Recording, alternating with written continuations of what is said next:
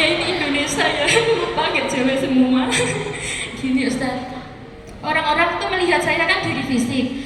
Mesti laki-laki berpikirannya gini, oh anak ini pintar cari uang, udah tak manfaatin dia aja, aku mau sama dia meskipun dia gendut tapi aku mau morot dia gitu loh Ustaz, mau manfaatin uang aku aja. Lah dengan bodohnya saya, karena saya sudah cinta,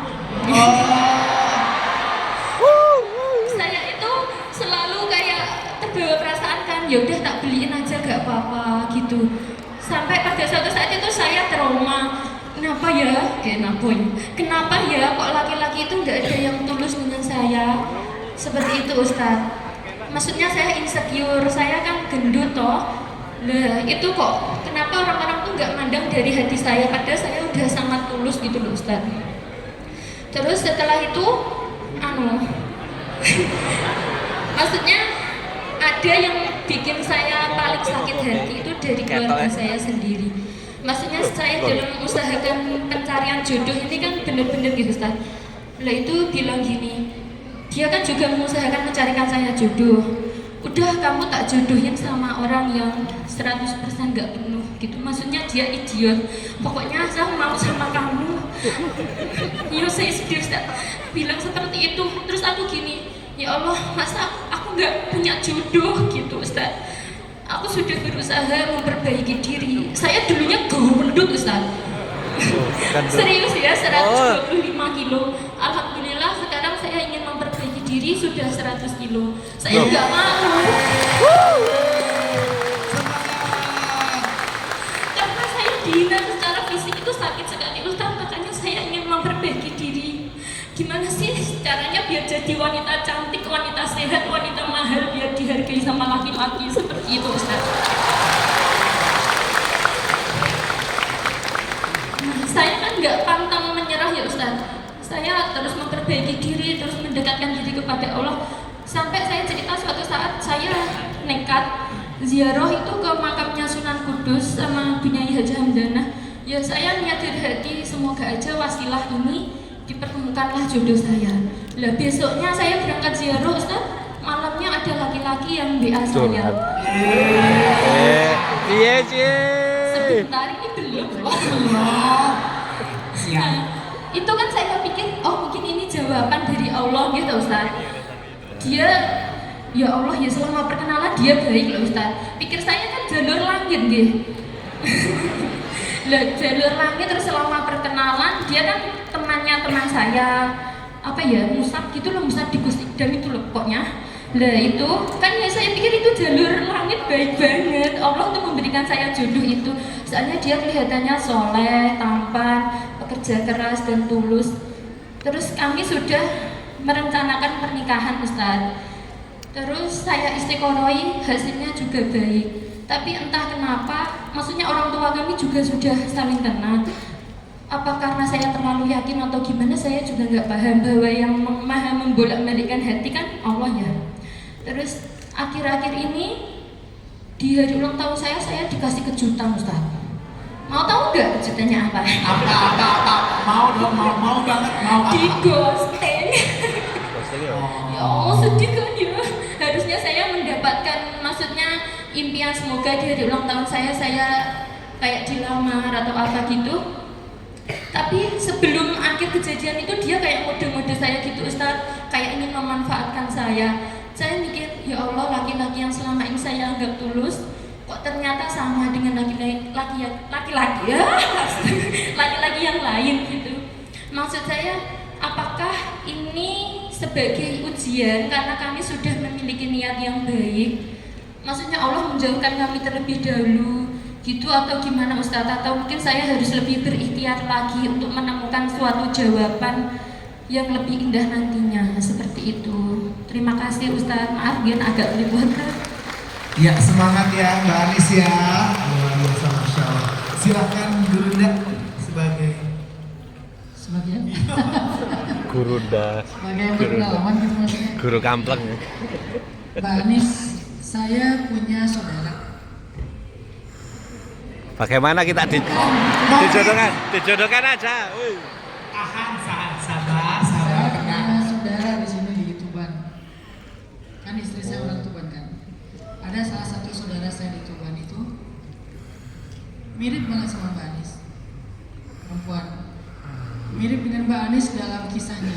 kisahnya tuh begini. Dan beliau juga merasa kurang pede dengan dirinya, dengan fisiknya dan seterusnya. Padahal kan itu sangat relatif ya. Jadi kalau menurut kita ngerasa kayak kita nih nggak cantik atau apa, padahal sebetulnya itu hanyalah underestimate dan penilaian pribadi kita karena nggak pede. Dan itu bukan satu-satunya alasan kita jauh dari jodoh. Kenapa saya katakan demikian? Karena dia juga ngerasa kayak gitu, ngerasa bahwa saya secara fisik kayaknya bukan yang tipe cowok pada umumnya gitu. Terus juga usia saya, bahkan beliau usianya lebih jauh di atas Mbak Anis. Menikahnya di usia 34 kalau nggak salah, kurang lebih 34. Mbak Anis tadi 24 ya? Bukan berarti 10 tahun lagi, bukan.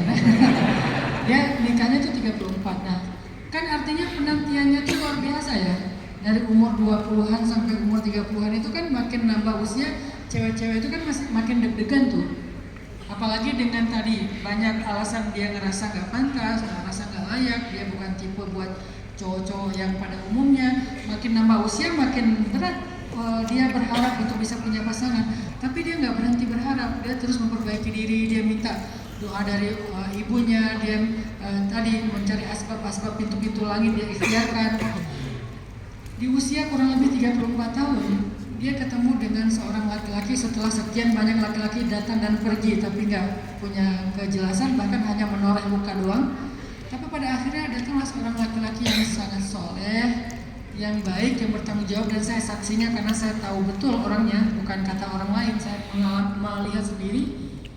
Laki-laki itu udah mapan kerja di Pertamina, penghasilannya udah tetap. Sebetulnya laki-laki itu punya pilihan sih untuk memilih yang lain, tapi kan itulah rahasia Allah ya. Dan saya pikir apakah ini mungkin hanya sebuah ujian baru nih buat si perempuan ini yang nanti mungkin nggak akan lama. Ternyata sekarang pernikahan mereka itu udah hampir 10 tahun. Pernikahan mereka sekarang udah hampir 10 tahun dan mereka belum dikaruniai anak.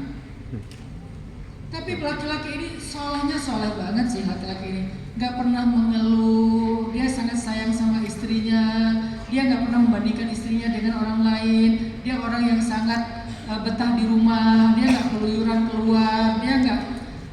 Dan istrinya ini juga sama, punya harta, tapi gak diporotin tadi sama suaminya. Jadi suaminya juga suami yang udah mandiri. Yang saya mau sampaikan ke Mbak Anis bahwa Mbak, kadang-kadang dalam misteri jodoh itu logika kita nggak bisa dipakai, Mbak. Jangan selalu hanya mengandalkan logika. Kan banyak juga tuh orang-orang yang secara fisik nih ya, kalau kita pakai fisik nih, cowok yang kelihatannya tuh kayak ideal banget, tapi istrinya biasa banget. Atau sebaliknya, cewek yang kelihatannya ideal banget, suaminya juga biasa banget. Itu banyak. Kalau itu pakai bahasa perbandingan fisik nih, kalau menurut kita ngerasa nggak pantas, walaupun itu sangat relatif. Menurut saya Mbak Anis cantik, menurut saya Mbak Anis itu normal. Tinggal masalah misalnya Mbak Anis ngerasa kayaknya ada yang harus kamu perbaiki, itu kan bagian dari ikhtiar ya. Tapi jangan sampai logika membuat Mbak Anis ngerasa rendah diri, ngerasa nggak pantas, nggak berani lagi berharap dan seterusnya. Saya punya bukti yang saya saksikan langsung sendiri. Walaupun setiap orang punya takdir sendiri-sendiri dan punya cerita sendiri-sendiri kan, tapi bukankah harusnya kita berbaik sama Allah? Siapa tahu takdirnya Mbak Anis lebih bagus daripada cerita saya tadi. Itu satu berita gembiranya, biar Mbak Anis merasa bahwa itu semuanya itu sangat misterius.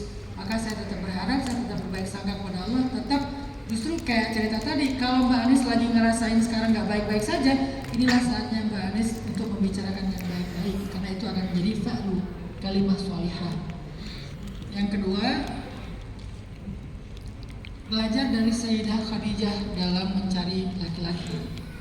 Karena kenapa Mbak Anis tadi beberapa kali ngerasa dirugikan? Mungkin Mbak Anis menggunakan cara Mbak Anis sendiri, yaitu udah langsung memiliki perasaan kepada orang yang belum tentu dia akan serius sama kita, atau kalau nggak perasaan pun udah terlanjur baik sama dia sehingga merasa dirugikan. Kalau mau cari suami ini buat cewek-cewek, belajar dari Sayyidah Khadijah. Sayyidah Khadijah itu, kalau nggak Sayyidah Khadijah ya Fatimah. Dua orang ini cerita mencari pasangannya itu bagus banget. Kalau Fatimah yang dicarikan oleh orang tuanya, kalau Khadijah ini lebih survive lagi mencari sendiri. Bagaimana cara Sayyidah Khadijah menemukan sosok Muhammad? Ketika Sayyidah Khadijah tertarik sama sosok Muhammad muda, yang dilakukan sama Sayyidah Khadijah itu bukan punya perasaan dulu, tapi dia mencoba untuk mempelajari hakikatnya sosok Muhammad ini kayak gimana, jujurnya kepribadiannya sosok Muhammad ini kayak gimana. Gimana cara Sayyidah Khadijah mempelajari sosok Muhammad? Dengan memberikan amanah kepada Nabi Muhammad untuk membawa dagangan Khadijah. Waktu itu Muhammad katanya adalah seorang yang bertanggung jawab. Ya udah coba.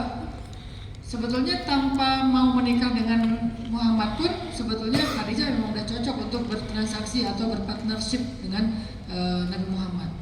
Akhirnya Nabi Muhammad melakukan perjalanan membawa dagangan Khadijah selama kurang lebih 2 bulan.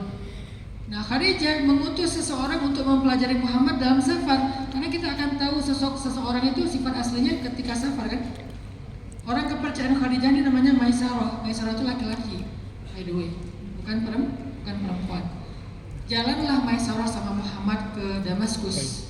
Sepanjang perjalanan Maisarah mempelajari Muhammad, oh begini, laki-laki ini begini, laki-laki ini begini. Sampai selesai pulang, Khadijah nanya, gimana pendapat kamu wahai Maisarah tentang Muhammad? Ternyata Maisarah sangat terkagum-kagum dengan sosok Nabi Muhammad. Dia laki-laki yang hebat, dia laki-laki yang baik, dia laki-laki yang bertanggung jawab.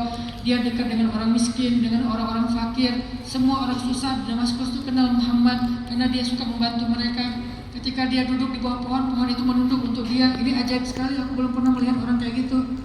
Ketika dia berjalan ada awan di atasnya. Ketika dia naik atas onta, onta itu merasa ringan sehingga bisa berlari dengan mudah. Ketika dia berdagang, dia jujur, dia baik dalam silaturahim sehingga membuat ekosistem dengan networkingnya yang bagus. Cerita semua kebaikan Nabi Muhammad. Makin mantap Khadijah tentang sosok calon suaminya. Barulah Khadijah serius dengan cara meminta pamannya bicara dengan paman Nabi. Apa pelajarannya buat kita? Kalau mau tahu sosok laki-laki, profilnya seperti apa, coba lihat bagaimana cara dia mengelola amanah-amanah yang ada dalam kehidupannya.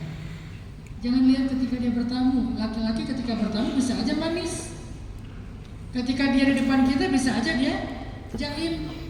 Dia pura-pura baik. Coba lihat bagaimana tanggung jawab dia terhadap dirinya dan orang-orang yang ada di sekitarnya. Kalau lebih baik lagi, coba pelajari dia bagaimana dalam organisasi. Karena laki-laki yang baik dalam organisasi, bertanggung jawab, komitmen, dan seterusnya, insya Allah akan baik dalam memimpin keluarga. Karena keluarga itu organisasi terkecil, tapi amanahnya paling besar.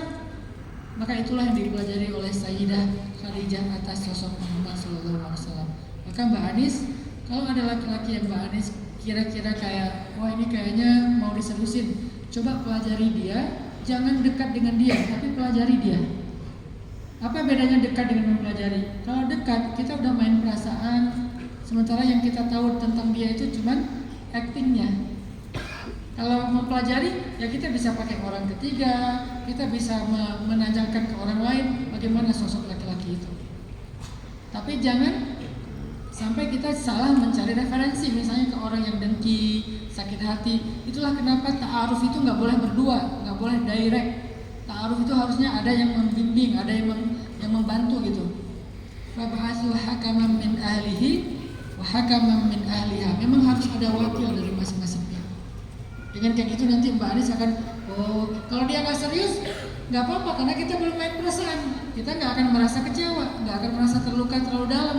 Kalau dia serius, ya udah coba kita saling mempelajari. Kalau udah cocok, baru kita mulai melakukan hubungan yang lebih dekat dalam ta'aruf yang lebih lanjut, kemudian komitmen. Komitmen itu bisa khitbah, bisa nikah. Belajar dari Sayyidah Khadijah, itu Mbak Anis.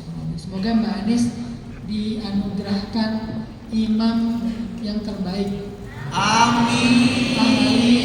Yang ahli majelis ilmu, yang ahli Al-Quran, yang sayang kepada keluarganya, insya Allah. Ini bagian dari kita bicara, bagian dari cara kita bicara yang baik-baik. Allah. Masya Allah.